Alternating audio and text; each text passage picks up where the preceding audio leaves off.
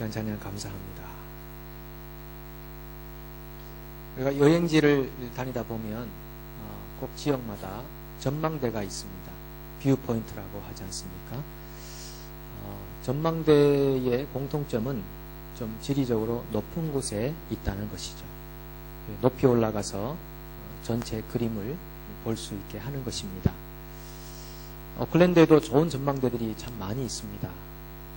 그 중에 데번포트에 가시면은 예전에 전쟁 참호로도 썼던 사용되었던 마운트 빅토리아 동산이 있습니다. 거기 올라가면 하늘과 바다가 맞닿아 있는 모습도 보이고, 그리고 시티가 바다 위에 물 위에 떠 있는 모습도 보이고, 그리고 하얀 물살을 가르면서 지나가는 배들도 보입니다. 참으로 장관입니다. 그리고 조금 더 가까이 오시면은 원추리힐만 올라가도 그 정상에서 바라보는 오클랜드 전경은 참으로 아름답습니다. 교회에서 조금 더 가까운 곳에는 여기 망가레 지역에 테니스 코트장 옆에 동산이 하나 있는데, 거기만 올라가도 오클랜드 전 사방이 다 보입니다. 참 아름답습니다. 땅에 발을 딛고 서 있을 때 보지 못하던 것들을 조금만 올라가면 다 볼 수 있게 됩니다. 그만큼 시야가 넓어지는 거겠죠.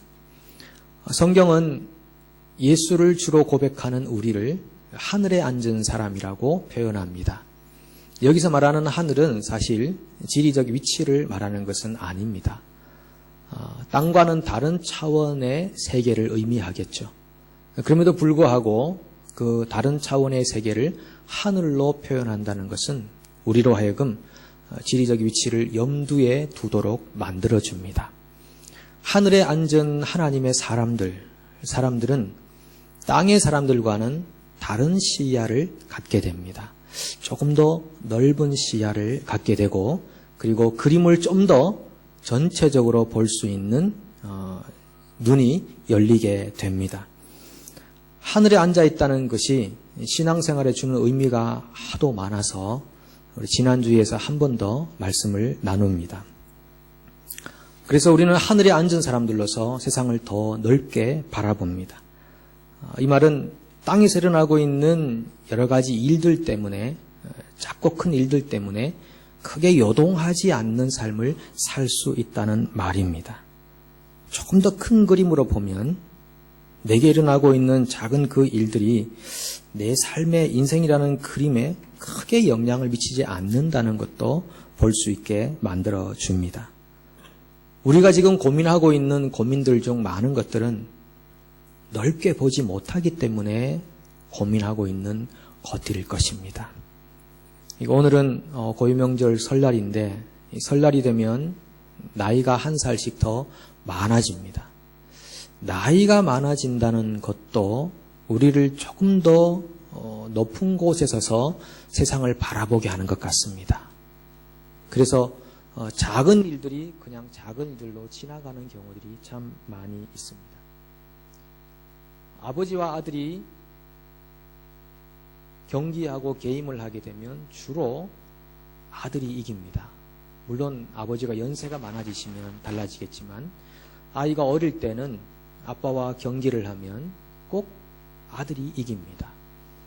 아버지는 지는 것에 익숙해져 있기 때문에 지는 것이 인생에 큰 영향을 미치지 않는다는 것을 알기 때문에 지는 인생을 받아들이지만, 어린 아들은 이겨야만 합니다. 지면 마음 아프고 속상하기 때문에 이겨야만 하고, 부모는 이겨야만 하는 아이들을 알기 때문에 져주는 것입니다. 그래서 나이가 드실수록 마음도 넓어지고, 그리고 세상을 바라보는 시야도 넓어지게 되어 있습니다. 그래서 공자 같은 분들은 60을 이순이라고 하지 않습니까?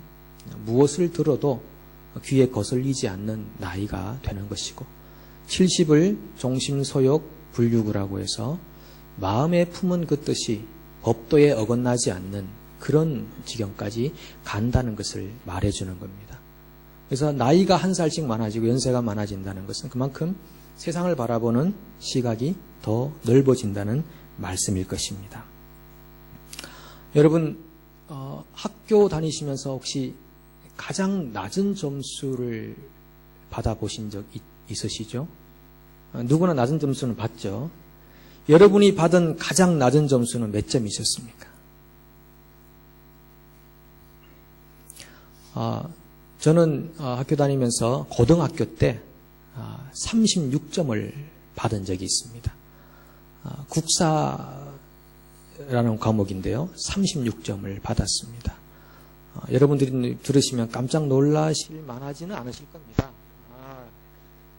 여러분도 그와 유사하거나 그 이하의 경험들을 하셨으리라고 짐작이 됩니다. 국사시험이 월요일 날 있었는데 시험을 못 보게 된 계기가 있었죠. 월요일은 굉장히 힘든 날입니다. 어릴 때부터 신앙생활을 해오던 저는 고등부 예배를 주일날 마치고 저녁 예배까지 드리는 거죠. 믿음이 신실해서가 아니라 저녁 예배 후에 집에까지 바래다 주어야 할 여학생 후배가 있었기 때문에 사명감으로 주일날은 하루 종일 교회에서 보내다가 그날따라 비가 와서 우리 친구들과 함께 후배들을 우산을 씌워주면서 몸과 마음을 바쳐서 집에까지 안전하게 바래다 주고 집으로 돌아갔습니다. 내일 국사시험인데 공부를 그간 못했습니다. 책을 펼쳐보니까 공부할 내용이 별로 없었습니다. 마치 다 아는 것처럼 느껴졌습니다. 책을 듣고 잤습니다. 다음날 학교 가서 시험지를 받았는데 이상하게 범위 안에 있는 문제가 아니라 범위 밖에 있는 문제였습니다. 물론 다른 친구들에게는 다 범위 안에 있는 문제였고 제게는 그렇게 다가와서 아는 문제만 답을 썼습니다. 선생님은 안 써있는 답에 대해서 저한테 다시 한번 물어보지도 않으시고 틀렸다고 이렇게 5점 처리를 하셨고 결국은 시험 점수가 아는 것만큼 쓴 36점이라는 점수가 나왔습니다. 굉장히 저도 충격적이었고 부끄러웠습니다. 50점 이하를 아마 그때는 처음 받은 것 같은데요. 그것도 고등학교 2학년 때인가 아마 그랬던 것 같습니다. 그때는 정말 부끄러워서 누구한테 말도 못했는데 지금은 우리 고매하시고 훌륭하신 성도님들 앞에서 제가 36점의 인생이라는 것을 여러분들에게 말씀드릴 수 있습니다. 왜냐하면은 그 36점이 내 인생에 큰 영향을 주지 않았구나 하는 생각입니다. 큰 그림으로 보니까 그것이 뭐 그렇게 부끄러운 일은 아닌가 보다라는 생각입니다. 살다 보면 우리 인생 가운데도 나 이것 때문에 죽을 것 같아. 이것 때문에 너무 힘들어서 수치스러워서 부끄러워서 그럴 수 있을 것 같은데 조금만 더 시야를 높은 곳에 가져다 보면 그것이 나를 죽일 만한 사건과 사고는 아니라는 것을 깨달을 수 있게 됩니다.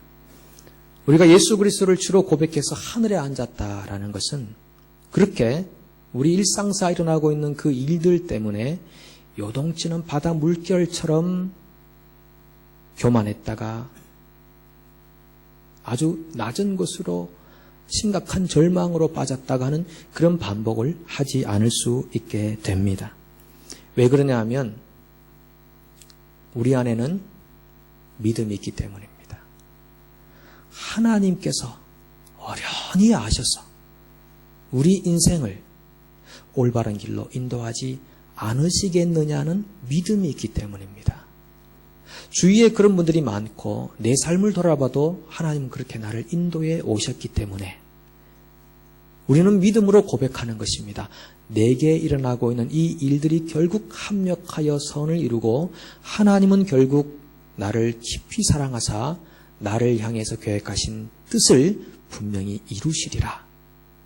지금 나의 감정과 내 생각의 한계를 뛰어넘어서 하나님은 놀라운 역사를 창조해 내시리라는 그런 믿음이 있기 때문에 우리는 담대해지는 것입니다. 그렇게 해서 우리가 하늘에 앉았다는 것은 우리 시야를 넓혀줄 뿐 아니라 우리에게 또 다른 판단 기준을 가져다 줍니다. 여러분, 땅의 사람들, 세상 사람들, 예수를 알지 못하는 사람들이 가지고 있는 판단 기준, 최고의 선이라는 것은 과연 무엇이겠습니까? 어떤 의미에서는 윤리나 도덕 그리고 법이 될 수 있을 것입니다. 그런 것들을 적용해서 세상 안에서 최고의 선을 만들어 가고자 하는 것입니다.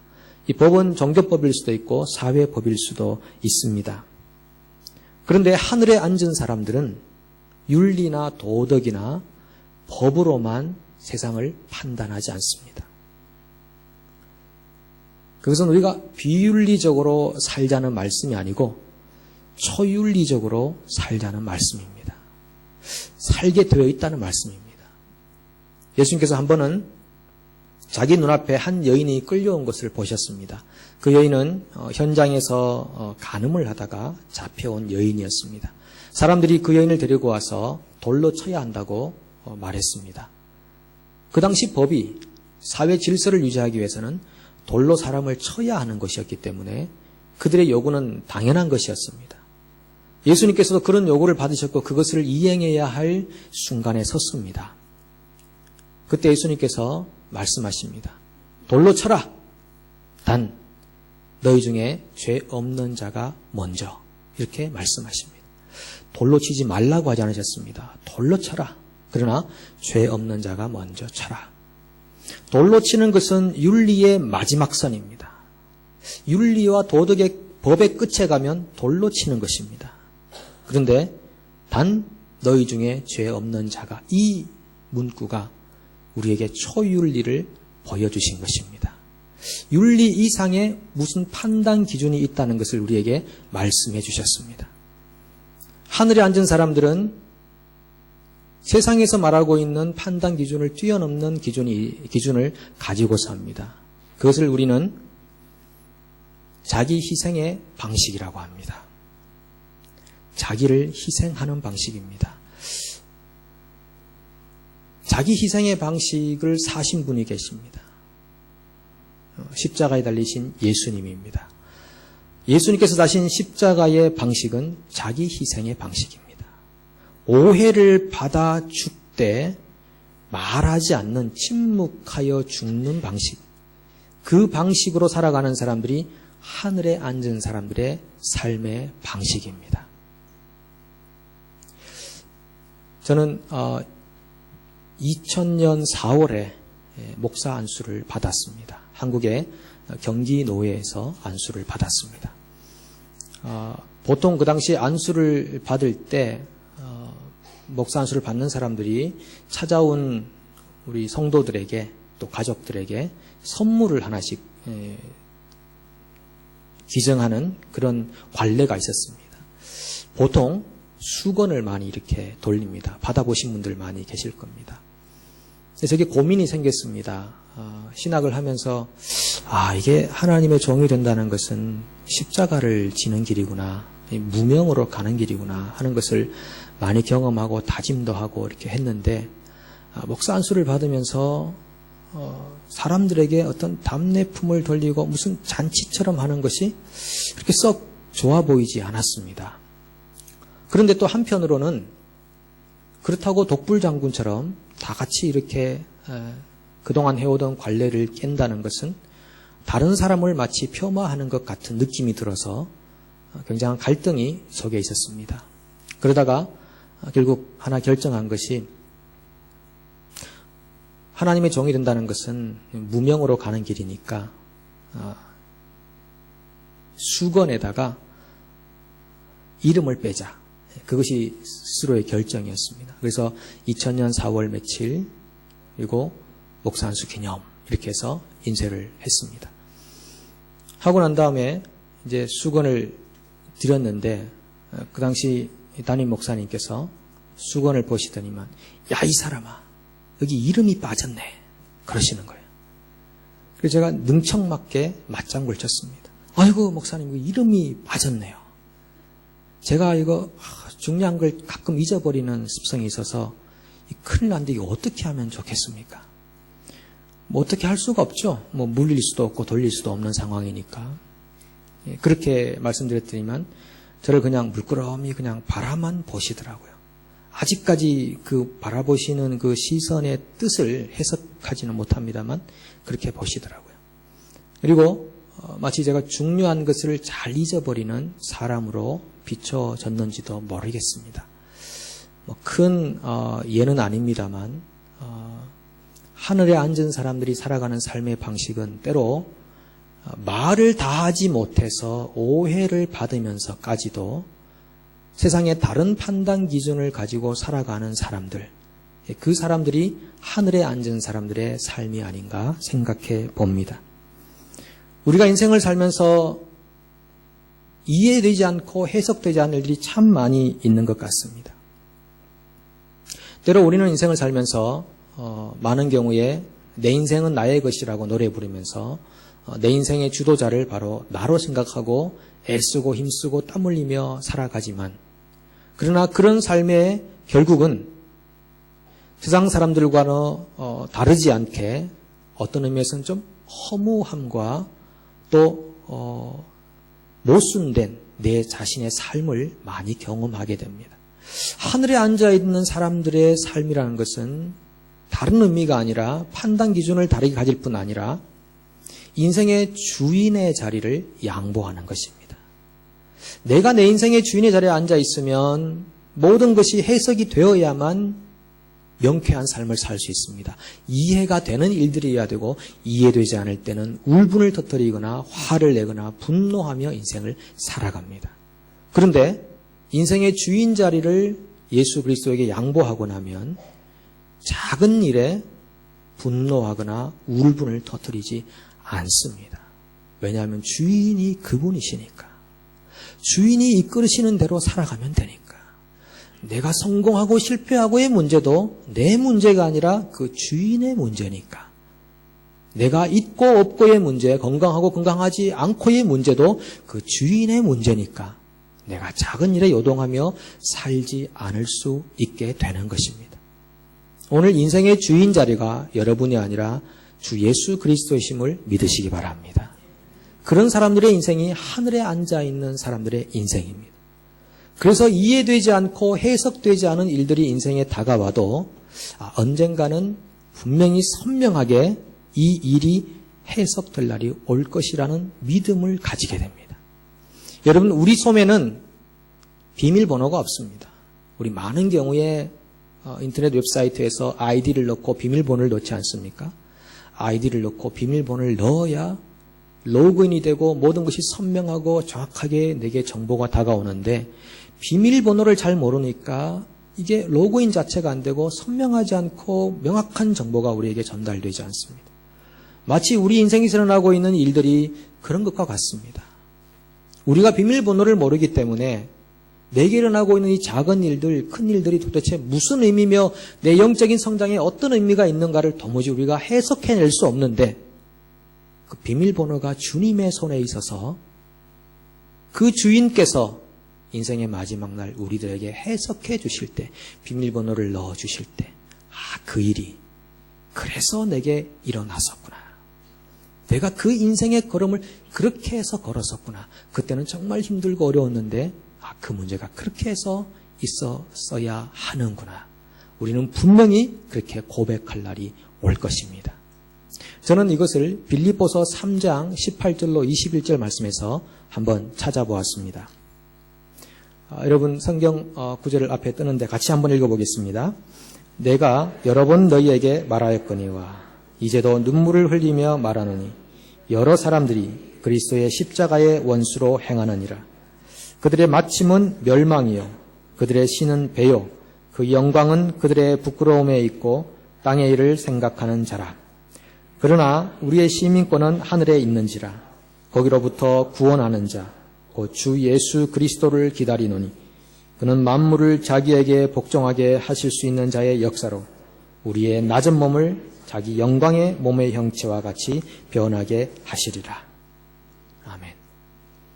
이 본문에서 땅의 일하고 대조되어서 나오는 단어가 있는데 그것이 그리스도의 십자가입니다. 땅의 일을 생각하지 않는 사람들은 도대체 무엇을 생각하느냐? 그리스도의 십자가를 생각한다는 것입니다. 그리스도의 십자가와 동일한 선상에서 나오고 있는 단어가 하나 있는데 저는 이 단어 때문에 우리가 이런 인생을 사는구나 하는 것을 확신합니다. 그 단어가 뭐냐 하면 낮은 몸입니다. 낮은 몸. 우리가 주 예수 그리스도를 내 주인으로 고백하는 그 순간에 우리는 새로운 학교, 새로운 광야에 돌입했습니다. 낮아지는 학교입니다. 낮은 곳으로 가는 광야입니다. 우리는 그렇게 입학했습니다. 땅의 사람들은 높아지려고 하는지 모르겠습니다. 그런데 하늘에 앉은 사람들은 하늘이 높은 것과는 달리 이 땅을 사는 동안에 낮은 곳으로 가게 되어 있습니다. 하나님이 왜 우리를 이런 삶의 상황으로 이끄셨을까요? 내가 해석할 수 없는 이해되지 않는 일들을 우리에게 주셨을까요? 그것은 우리를 더 낮추시기 위함입니다. 우리는 더 낮아져야 합니다. 그렇다면 어떤 의미에서 우리에게 비밀번호의 앞자리 2자리는 알려진 것이나 마찬가지입니다. 주님을 만나서 그 비밀번호가 완전히 우리 손에 쥐어지고 우리 인생의 모든 것들이 이해되고 해석될 날이 올 때까지 여러분 지속적으로 낮아지시는 삶을 살아가십시오. 그래서 주님이 오실 때 가장 높은 곳 하나님의 품 안에서 영원한 기쁨과 영광과 감사로 하나님의 은혜만 찬양하는 하나님의 귀한 백성들로 승리하실 수 있기를 간절히 축복합니다. 기도하겠습니다.